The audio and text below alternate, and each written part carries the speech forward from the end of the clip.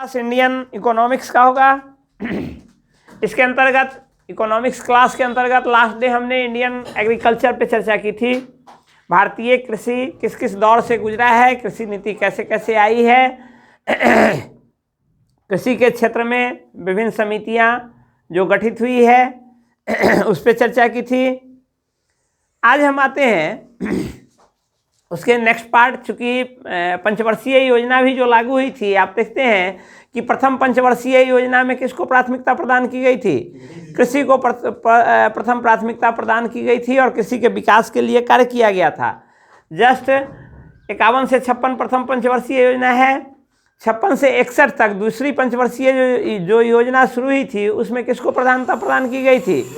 उसमें उद्योग को प्राथमिकता प्रदान की गई थी। उद्योग के लिए विभिन्न सारी नीतियां बनाई गई थी। हालांकि ऐसा यह नहीं कहने का मतलब है कि द्वितीय पंचवर्षीय योजना में ही औद्योगिक नीति लाई गई, ऐसी बात नहीं है। उससे पहले भी उद्योग नीति लाई गई है। तो आज इन सारी बातों को हम चर्चा करेंगे। इसके अंतर्गत भारतीय उद्योग का विकास कैसे हुआ है, लिबरलाइजेशन, ग्लोबलाइजेशन का कॉन्सेप्ट कैसे आया, आज के वर्तमान दौर में जो उदारीकरण का दौर चल रहा है, प्राइवेटाइजेशन की ओर हमारा अर्थव्यवस्था अग्रसर है। हर एक देश आज उदारीकरण की ओर अधिक जोर दे रहा है या प्राइवेटाइजेशन की ओर अधिक जोर दे रहा है। विदेशी विनिवेश को आकर्षित करने के लिए ढेर सारे चीज़ अपनाए जाते हैं। हालांकि सिंगल वीडियो में ये सब पूरा तो नहीं हो पाएगा, एक से अधिक वीडियो में इन सारे चीज़ों पर हम डिस्कस करेंगे। तो आ जाते हैं, इसकी शुरुआत करते हैं। शुरुआत के क्रम में हम देखते हैं कि सबसे पहले यह उद्योग जो है भारत सरकार के उद्योग विभाग के अंतर्गत ही इसकी विकास की सारी पॉलिसियां तय होती है। तो औद्योगिक नीति से पहले हम समझेंगे कि भारत का जो उद्योग मंत्रालय है उसके सर्वप्रथम मंत्री जो थे वो डॉक्टर श्यामा प्रसाद मुखर्जी जो थे, हमारे भारत के प्रथम उद्योग मंत्री थे। इन्होंने 6 अप्रैल 1948 ईस्वी को प्रथम औद्योगिक नीति लाया। इस औद्योगिक नीति में उद्योग को बढ़ावा देने और उसमें भी खासकर ऐसा नहीं कि केवल और केवल सार्वजनिक उद्योग जो होते हैं, 2 प्रकार के होते हैं। एक आपका सार्वजनिक उद्योग और दूसरा आपका निजी उद्योग। सार्वजनिक उद्योग कहने का मतलब सरकार का पूर्ण स्वामित्व, उसको सार्वजनिक उद्योग कहते हैं। जैसे रेलवे अब तक था, अब गवर्नमेंट का जो उदारीकरण का दौर चल रहा है उसमें भी आपका जो है सो प्राइवेटाइजेशन की ओर चला गया है। उसमें भी बहुत सारे फैक्टर्स प्राइवेट को सौंप दिए गए हैं। लेकिन परमाणु ऊर्जा जो है आज भी पूर्णतः सरकारी ये स्वामित्व के अंतर्गत है। तो इसमें जो है प्रथम औद्योगिक नीति जो लाया गया था, इसमें सार्वजनिक उद्योग को बढ़ावा देने के लिए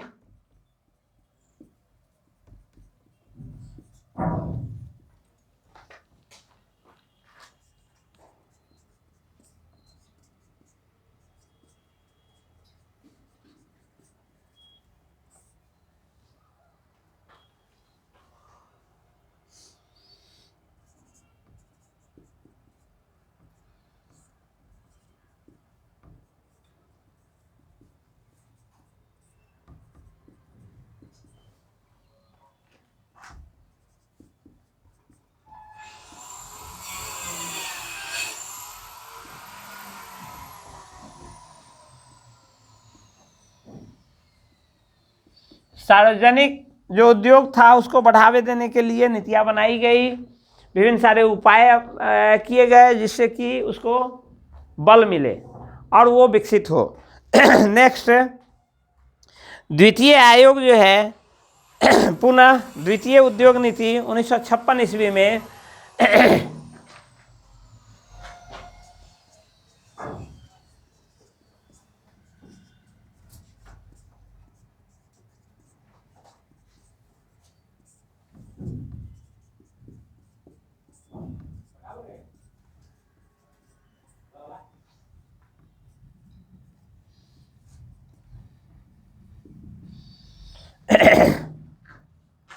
इसके बाद 1977 ईस्वी में फिर से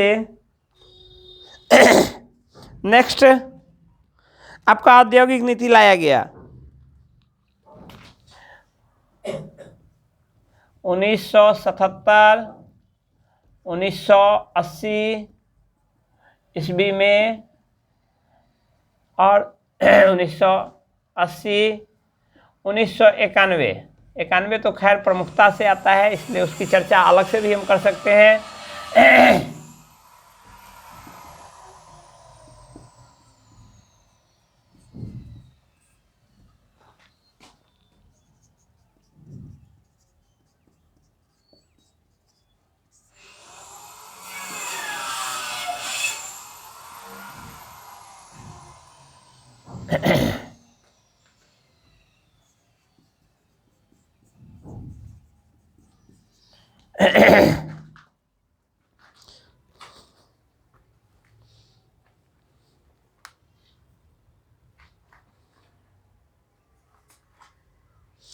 इसमें क्या किया गया, 1956 के नीति के अनुसार हमारे उद्योग को 3 श्रेणियों में बांटा गया।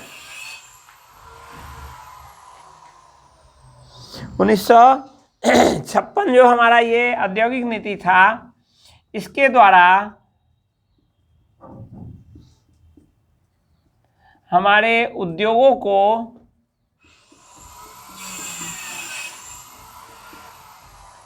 तीन श्रेणी में बांटा गया।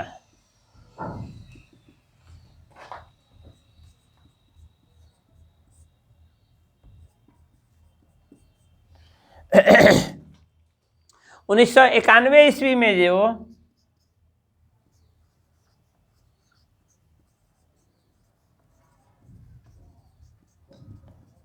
औद्योगिक नीति आया,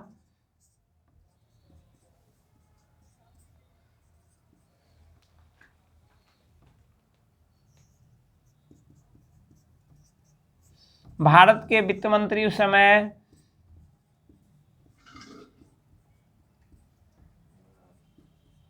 कौन थे, किनका, ये उन्हीं का ये दिया हुआ है, डॉक्टर मनमोहन सिंह। ये क्या थे, अर्थशास्त्री थे।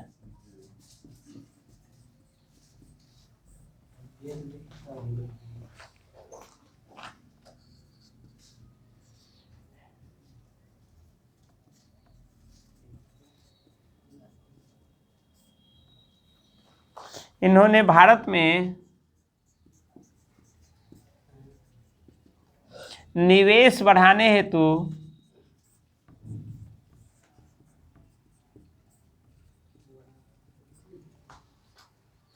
एलपीजी का दौर प्रारंभ किया। एलपीजी, एलपीजी क्या है?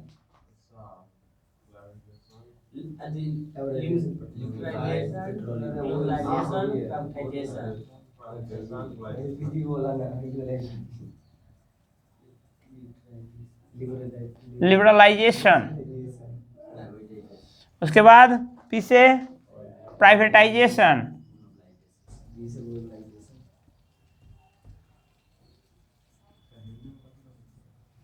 और जी फॉर ग्लोबलाइजेशन।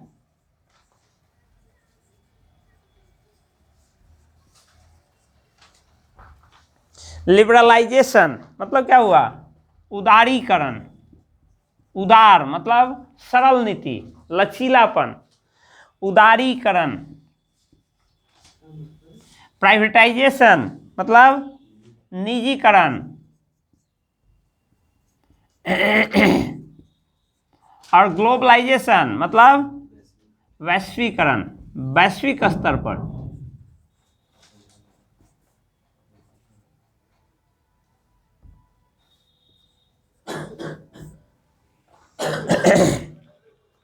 बढ़ाने हेतु एलपीजी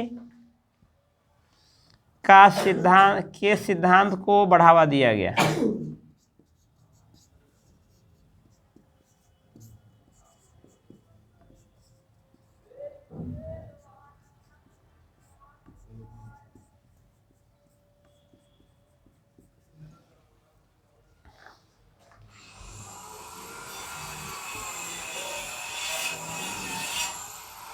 इस काल में भारत के प्रधानमंत्री भी कभी कभी पूछता है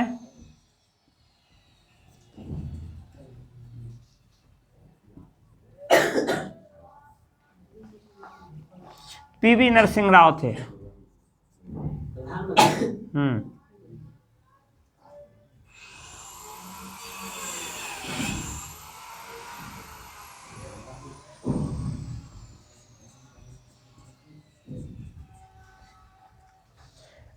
ये लिबरलाइजेशन का दौर चला, और यह दौर जो चलाया गया था ये निवेश को बढ़ावा देने के लिए, प्रोत्साहित करने के लिए यह नीतियाँ लाई गई थी। और इस आधार पर हमारे उद्योगों को बाहर के लोग आकर के भी अब भारत में उद्योग लगाना शुरू किए, और हमारा जो है सो अर्थव्यवस्था का आकार बढ़ता चला गया। रोक दीजिए, लिखिए। इस लिबरलाइजेशन और ये जो 1991 का जो औद्योगिक नीति है, इसके अनुसार मात्र 2 सेक्टर को छोड़कर बाद बाकी सभी सेक्टर को निजीकरण किया जा सकता है। इस नीति के अनुसार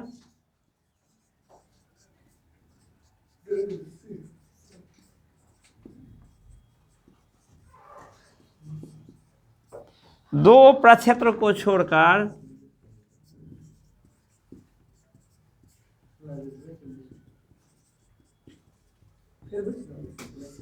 सभी क्षेत्रों में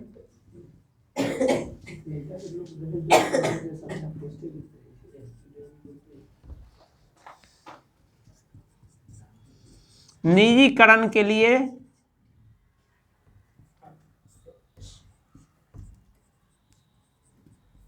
खोल दिया गया।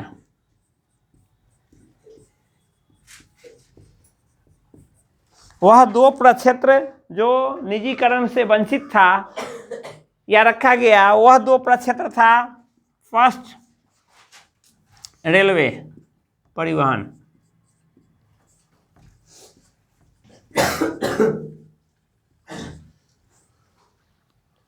और सेकंड जो है परमाणु ऊर्जा।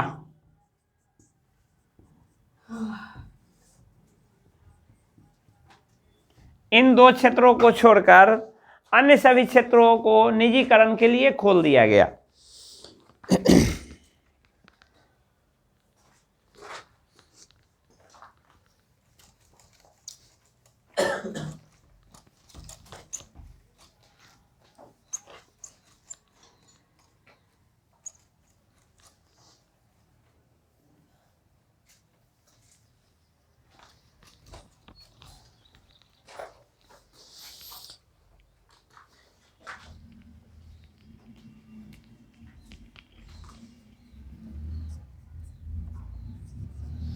उन्नीस 1977 ईस्वी के औद्योगिक नीति द्वारा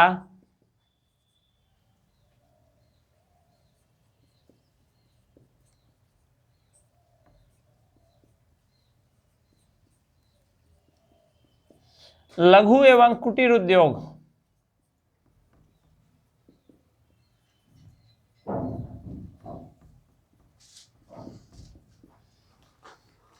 को बढ़ावा दिया गया,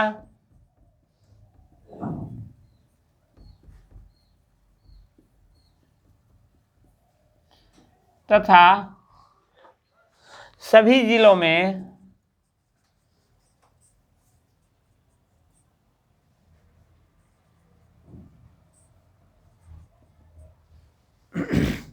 जिला उद्योग केंद्र की स्थापना की गई।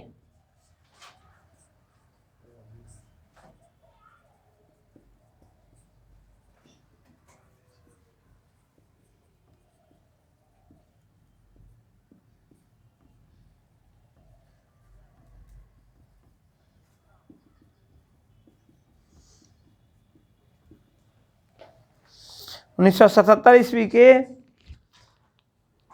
जो औद्योगिक नीति थी, उस औद्योगिक नीति के द्वारा सभी जिलों में जिला उद्योग केंद्र यानी लघु उद्योग, छोटा छोटा उद्योग, लघु कुटीर उद्योग कहते हैं वैसे उद्योग को, जैसे वाटर ट्रीटमेंट सब प्लांट बैठाना है, या छोटा छोटा अगरबत्ती का कारखाना खोलना है, मोमबत्ती का कारखाना खोलना है, दिया सलाई का कारखाना खोलना है, तो उन सबों को प्रोत्साहन देने के लिए जिला स्तर पर जिला उद्योग केंद्र की स्थापना की गई 1977 ईस्वी में। ये इंपॉर्टेंट होता है।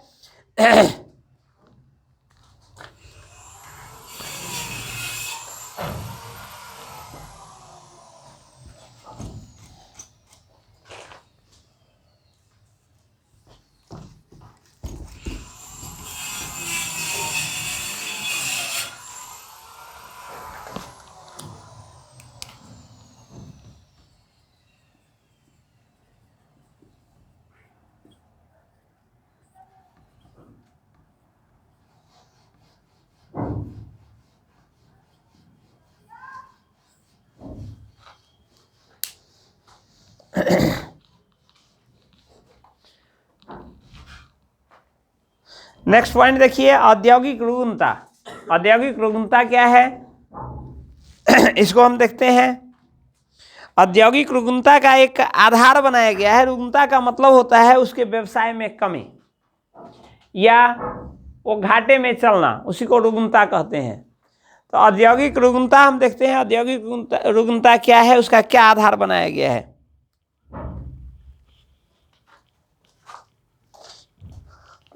कोई भी कंपनी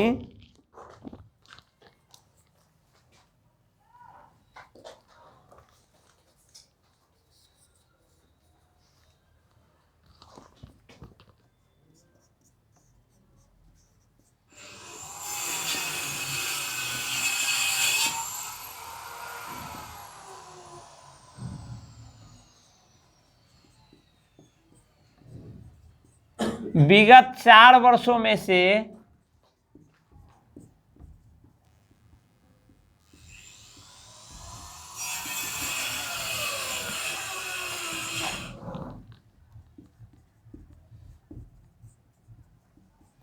किसी एक वर्ष में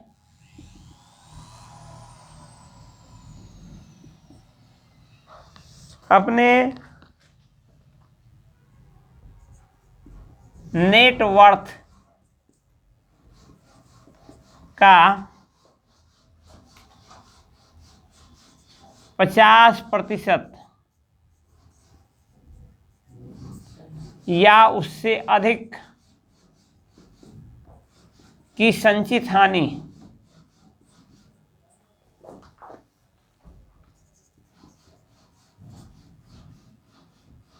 प्राप्त करता हो या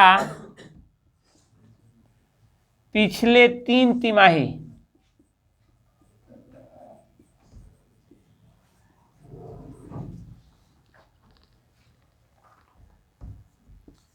में अपने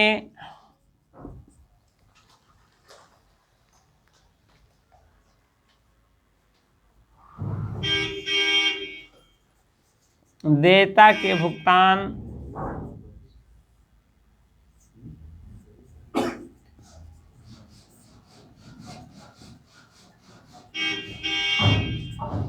असफल रहा हो।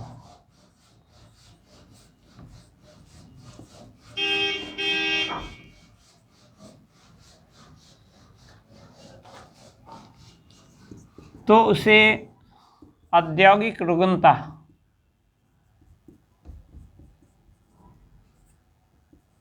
औद्योगिक रुग्ण कंपनी कहा जाता है।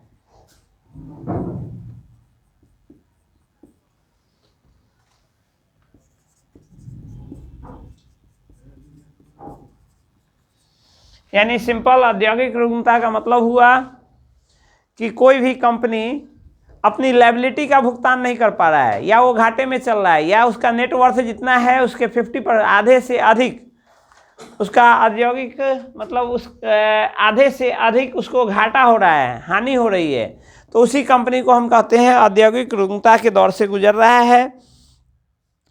औद्योगिक रुग्णता के लिए गोस्वामी समिति का गठन हुआ था।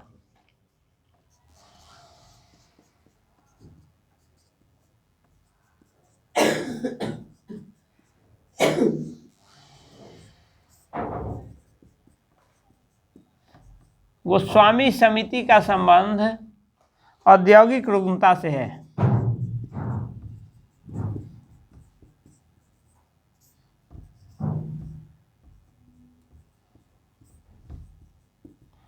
औद्योगिक रुग्णता पर गोस्वामी समिति ने अपना निर्णय दिया था, ने अपनी संस्तुति दी थी। तो गोस्वामी समिति पूछता है, कॉम्पिटेटिव एग्जाम के दृष्टि से ये इंपॉर्टेंट है कि गोस्वामी समिति पूछता है किस चीज़ से संबंधित है, या औद्योगिक रुग्णता से संबंधित इनमें से कौन सी समिति है। तो गोस्वामी समिति जो है आपको औद्योगिक रुग्णता से संबंधित है। आगे देखते हैं कि आज वर्तमान दौर में कृषि को भी उद्योग का दर्जा प्रदान किया गया है। हम जानते हैं, इससे पहले हमने कृषि पढ़ा है, हमने देखा है कि कृषि में सर्वाधिक रोजगार जो है, भारतीयों को सर्वाधिक रोजगार जो प्राप्त होता है वो किससे प्राप्त होता है? कृषि से प्राप्त होता है।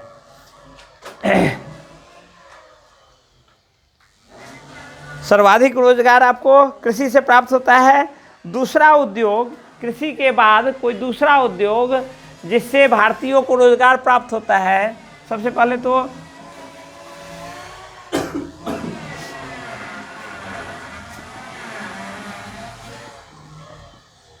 भारत में सर्वाधिक रोजगार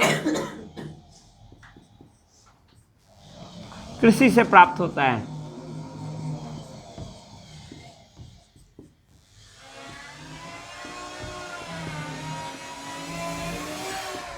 रोजगार प्रदान करने के मामले में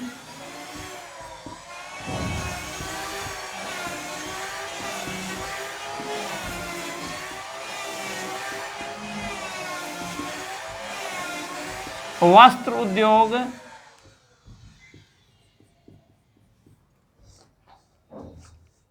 दूसरे स्थान पर है।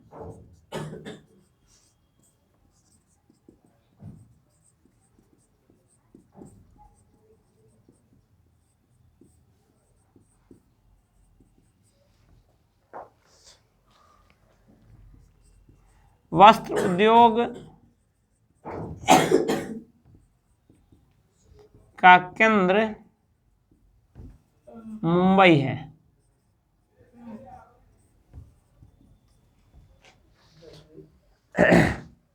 वस्त्र उद्योग का केंद्र जो है मुंबई है।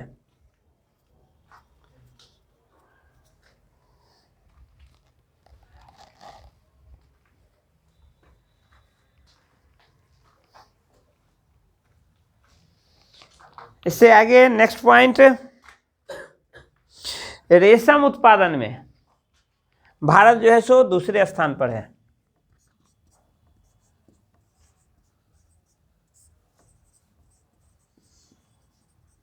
रेशम उत्पादन में विश्व में भारत का स्थान दूसरा है।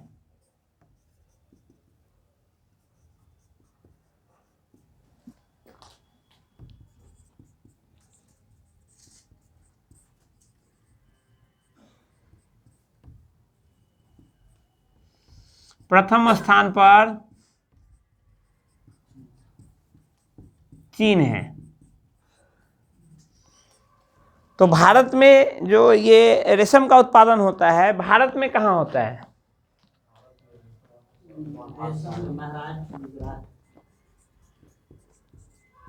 भारत के कर्नाटक राज्य में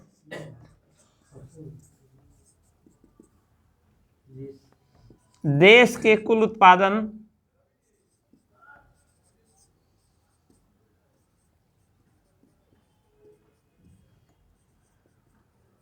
50% से अधिक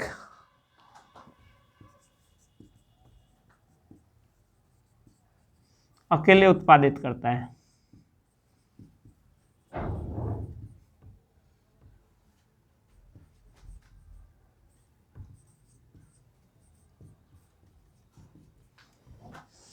पचास प्रतिशत से अधिक अकेले रेशम का उत्पादन कर्नाटक राज्य करता है।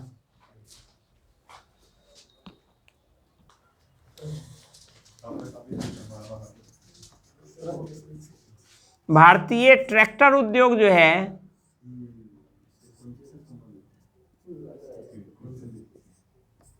विश्व का सबसे बड़ा उद्योग है।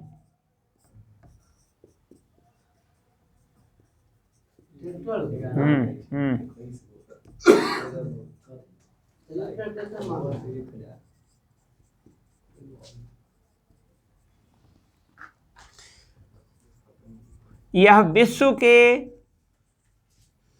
ट्रैक्टर उत्पादन का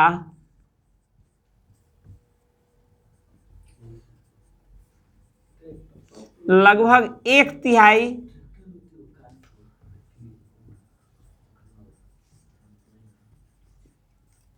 उत्पादित करता है।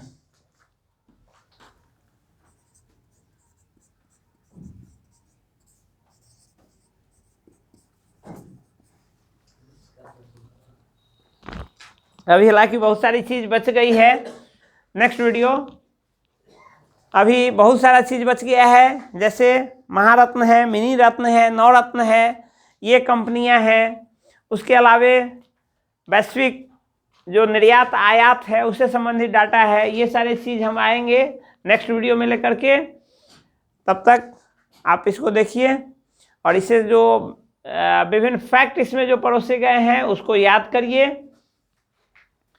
नेक्स्ट पार्ट में आएंगे इसके रेस्ट टॉपिक्स को लेकर के। तब तक के लिए धन्यवाद।